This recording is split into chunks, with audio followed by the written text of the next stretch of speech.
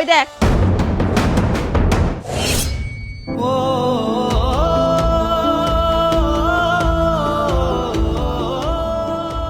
ওই দেখ, আমার ভাই আর আমার বাবা পুলিশ নিয়ে আসছে। আজকে তোর 12টা বাজে ছাড়বো আমি। কি হয়েছে রে মা? প্রতিদিন তোদের এত গন্ডগোল হয় কেন?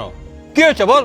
বাবা, ওই কি বলবে প্রত্যেকদিন ফোন করে করে এই কমপ্লেন ওর স্বামী ওকে নির্যাতন করে, অত্যাচার করে, মারধর করে।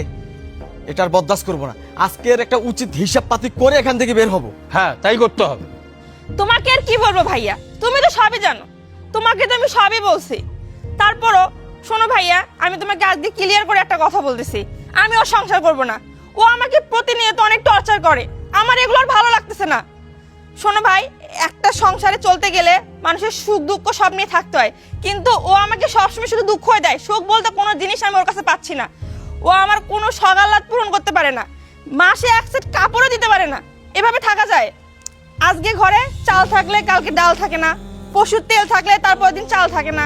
দেখো ভাইয়া, আমি তোমাকে বললাম আমি ওর সংসার আর করব না। শোনো ভাইয়া, এভাবে অভাবে থাকতে পারবো না। ও আমাকে প্রতিনিয়ত অনেক মারধর করে, নেশা করে আসে, অনেক রাত করে বাসায় আসে, এসে আমাকে রাত ভরে মারধর করে। গত রাতও সে আমাকে মারধর করছে। ভাই, আমি টর্চার নিতে পারবো না। তুমি আজকে পুলিশ নিয়ে আসছো, আজকে এর একটা বিহিত করে এখান থেকে যাবা। আমি ওর সংসার করব না। কি করবা জানো এখন? থাম বোন, তোর আর ভয় নাই। তোর ভাই আসছে। এই হারামজাদা তোর উপর কি কি নির্যাতন করে, জুলুম করে, সব কিছুর হিসাব করার জন্য আজকে দেখ থানা থেকে পুলিশ নিয়ে আসছি। ওকে আজকে উচিত শিক্ষা দিয়ে তারপর এখান থেকে যাব।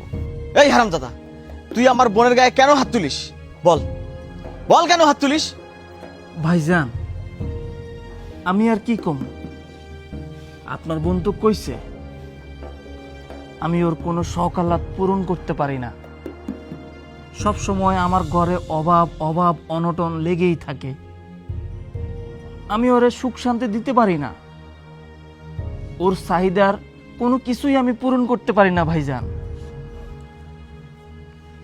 ও যে বললো না আমি একজন কাপুরুষ, হ্যাঁ ভাই, আসলে আমি একজন কাপুরুষ। কারণ যেই মানুষ বউকে ঠিকমতো 3 বেলা খাওন দিতে পারে না, যেই মানুষ নেশা করে, নেশা আসক্ত হয়ে বউকে ফিটায়, সেই মানুষ তো আসলে ভালো না। হ্যাঁ ভাইজান, আপনারা আসছেন, বাবা আসছে, সাথে করে আবার পুলিশও নিয়ে আসছেন। আমি আসলে অনেক খারাপ ভাইজান। আমি আপনার বোনের কোনো চাহিদা, কোনো ইচ্ছা, কোনো কিছুই পূরণ করতে পারি না ভাইজান। কারণ আমি একজন নেশাখোর। আমি আপনার বোনকে প্রতিনিয়ত নির্যাতন করি, মারধর করি। ভাইজান, আপনার বোনকে আপনারা নিয়ে যান, আমার কাছে রাখার দরকার নাই ভাইজান, নিয়ে যান আপনারা। হ, আজকে বোনকে এখান থেকে নিয়ে যাব। তোর কাছে আর বোন রাখবো না, তোকে জেলের ভাত খাওয়াই ছাড়বো। বাবা, পুলিশের হাতে ওকে তুলে দাও, আর বোনকে নিয়ে এখান থেকে চলো। তুই থাম, দেখি আমি শুনি আগে কি হয়েছে। বাবা সাজ্জাদ, সত্য করে বলো তো, তোমাদের দুজনের মধ্যে কি হয়েছে বলো। বাবা, তুমি ওর কথা কি শুনবা? ভাইয়া যা বলছে তুমি তাই করো। হ বাবা, ভাইজান যা বলছে আপনি তাই করেন। আপনার মেয়ে বলল না, শুনছেন তো? হ্যাঁ, এরকম প্রতিনিয়ত আমার তার কথা শুনতে হয়, এরকম ব্যবহার করে আমার সাথে।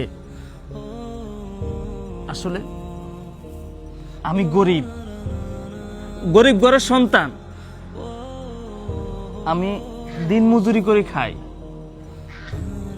এই ধরেন প্রতিদিন 500-700 টাকা ইনকাম করি, ওটাতে আপনার মেয়ের হয় না। বাবা, আমি তো ছেলে মানুষ, আমি সারা দিন পরিশ্রম করি, সন্ধ্যা হলে যে দিন মজুরি পাই সেটা নিয়েই তো আমাকে থাকতে হবে, তাই না বাবা বলেন? আমি সেটা নিয়ে বাজার করে প্রতিদিনেরটা প্রতিদিন বাসায় নিয়ে আসি। বাবা, একজন পুরুষ মানুষ সব কিছু সহ্য করতে পারে, কিন্তু একজন মহিলা মানুষের নির্যাতন সহ্য করতে পারে না। এই যে আপনার মেয়ে প্রতিনিয়ত আমার সাথে খারাপ ব্যবহার করে, প্রতিনিয়ত আমাকে গালাগালি করে। আমি নাকি তার শখ আহ্লাদ কোনো কিছু তার পূরণ করতে পারি না। বাবা, ভাইজান, আপনার বোনের এতটাই চাহিদা আমার সামর্থ্যের বাইরে, আমি কিভাবে পূরণ করব বলেন? দেখো বাবা, শুরু হয়ে গেছে ওর যত সব নাটক। এখন ইমোশনাল ডায়লগ দিয়ে তোমাদের মন গলাবে, তারপরে তোমাদের কাছে আমাকে খারাপ বানাবে। এই শোনো, তুমি একদম আর কোনো মিথ্যা কথা বলবা না, একদম চুপ করো। ওই যে বললাম না ভাই, বাবা, আমি মিথ্যাবাদী, আমি মিথ্যা কথা বলি। আপনার মেয়েকে কেন বিয়ে দিয়েছেন আমার সঙ্গে? আপনারা কি আর কোনো ছেলে পান নাই? আপনার মেয়ের চাহিদা পূরণ করার মতো এরকম ছেলে খুঁজেন নাই? দেখেন, আমার মতো করে এরকম হাজার ছেলে জীবন নষ্ট হয়ে যাচ্ছে যে আপনার মেয়ের মতো এরকম অহংকারের জন্য। আপনার মেয়ে এমন এমন কিছু চাহিদা, এমন কিছু আশা করে আমার কাছ থেকে, যেটা আমার দেওয়ার মতো সামর্থ্য আসে না। আমি অনেক চেষ্টা করি, কিন্তু কি করব? আমি তো গরিব ঘরের সন্তান। আমি হাজার চেষ্টা করলেও আমার সীমার অতিক্রম করে আমি কিছুই করতে পারি না। আপনার বোন কি বলল? আমি প্রতিনিয়ত তাকে মারধর করি, আমি নেশা করি। হ ভাইজান, আমি নেশাই করি। আপনার বোন যা বলছে সবই সত্যি। আমি খারাপ, আমি খারাপ ভাইজান। আপনার বোনকে নিয়ে যান আপনার বোনকে।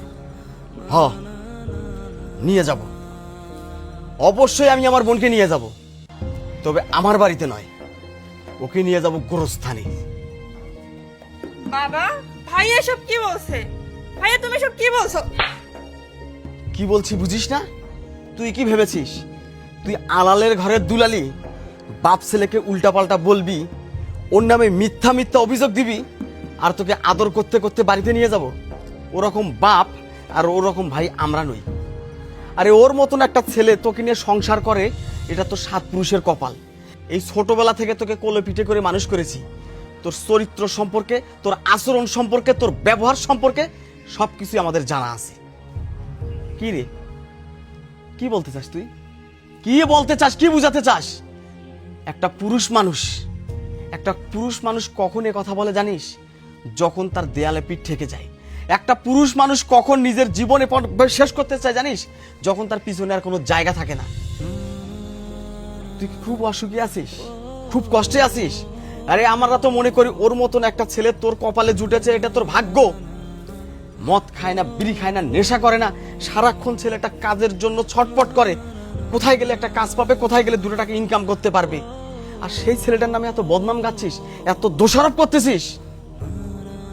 সময় আছে, ভালো হয়ে যা, এখনো সময় আছে, ভালো হয়ে যা।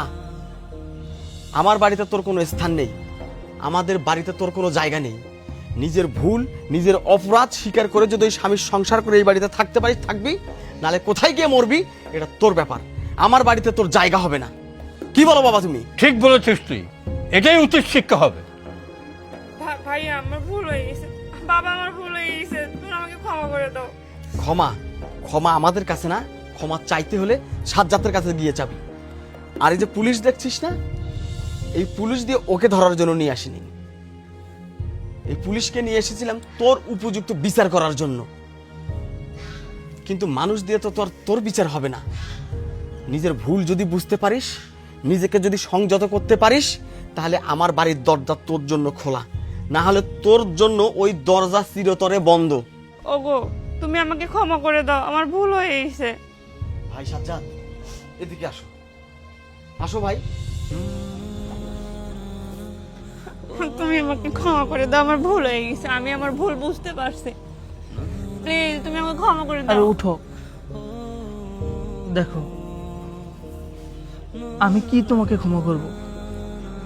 তোমার ভুল আমি কখনো এটা ভুল চোখে দেখি নাই। আমি কখনো তোমার কার্যক্রমে কষ্ট পাই নাই। তুমি প্রতিনিয়ত আমার নামে মিথ্যা অপবাদ দিচ্ছ, বাবার কাছে কল করে, ভাইয়ের কাছে কল করে।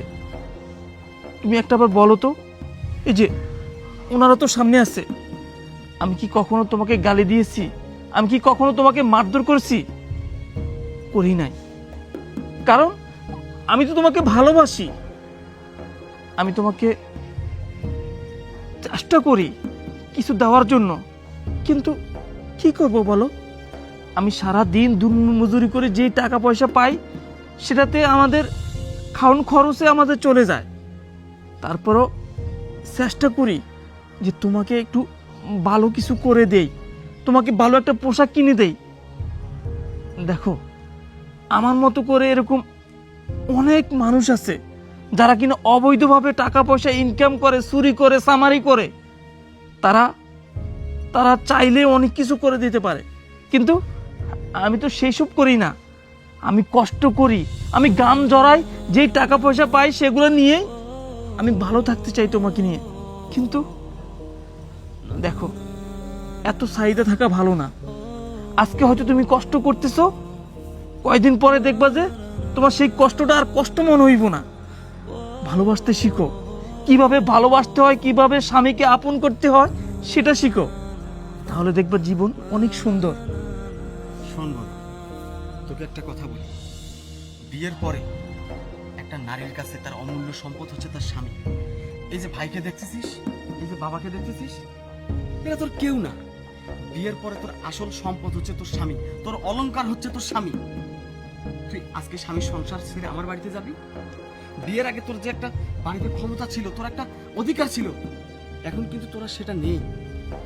প্রথম প্রথম হয়তো সবাই তোকে আদর দিবে, ভালোবাসবে, দেখবি সর্বপ্রথম আমার স্ত্রীর চোখে তুই বিষ হয়ে যাবে, তোর জীবনটা নরক হয়ে যাবে। শুধু তোর না, প্রত্যেকটা নারীকে বলি, স্বামীর সংসার রেখে বাপের বাড়ি দৌড় দিয়ে যেও না। কারণ বাপের বাড়ি বিয়ের পরে একটা নারীর জন্য অভিশপ্ত হয়।